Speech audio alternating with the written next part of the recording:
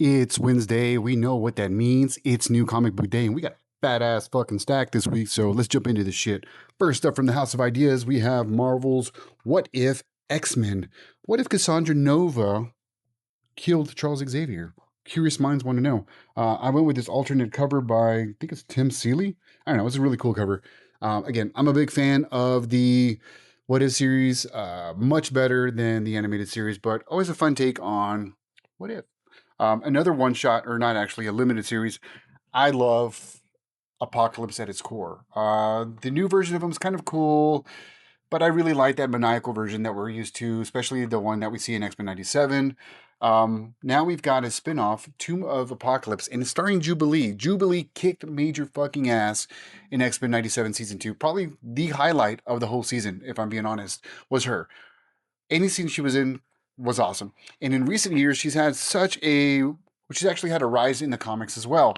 Um, One weird thing is like we don't really address her kid that she had on there in the books, adopted child Shun, I believe his name was.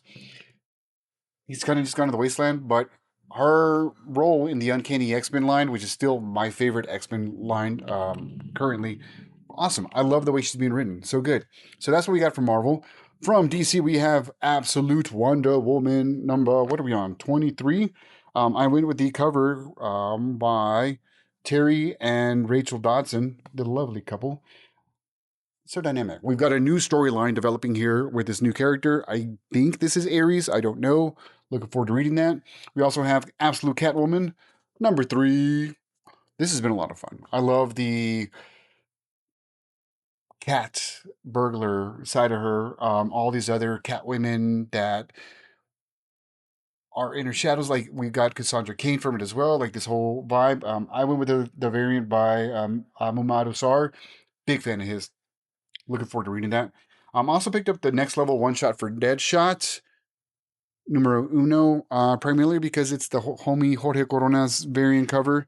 So I'll probably be getting that swine. But I like Deadshot. I like the idea. I love the art that I'm seeing inside. Really intrigued. It's written by Jerry Dugan, big fan. So we'll see what happens there. From our indies, one of the best fun titles in Image, Ghost Pepper. Such a fun manga, anime influenced book that takes you back to those original Image days with great writing and art by Ludo Lulabi. Didn't want to butcher his name.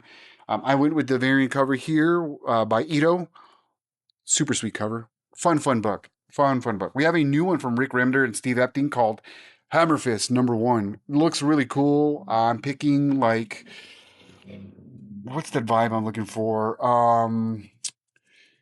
Grindhouse kind of vibes from what I can see from the images, but it looks nasty, like inside and good nasty. Looking forward to reading that. Of course, had to pick up a blank to have some fun with that. From the Energon universe, I know he was recently introduced in the Blind Bags ROM number 1. I have the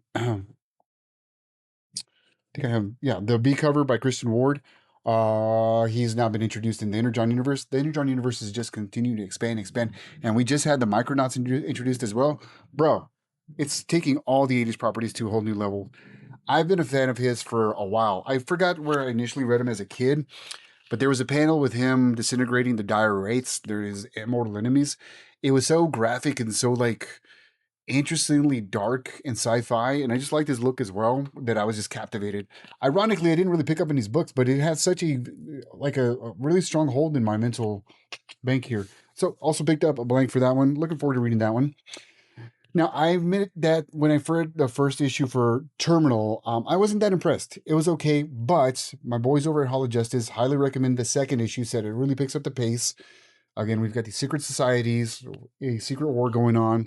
So I decided to go ahead and give it a shot. I'm going to give it until issue 3. All right. See if we've got some momentum going. And stock cover by Andy Kubert and see what happens. And then lastly, we've got Denver by Jimmy Palmiotti, and illustrated by Pierre Brito. I have actually no idea what this is about, but it is about my home here in Denver. So I figured, why not? Flipping through here looks kind of interesting. I'm intrigued to read it, so figured I'd give it a shot. That's my stack for the week. What were your big pickups? Let me know down below. Until the next alert, my nerds, appreciate you.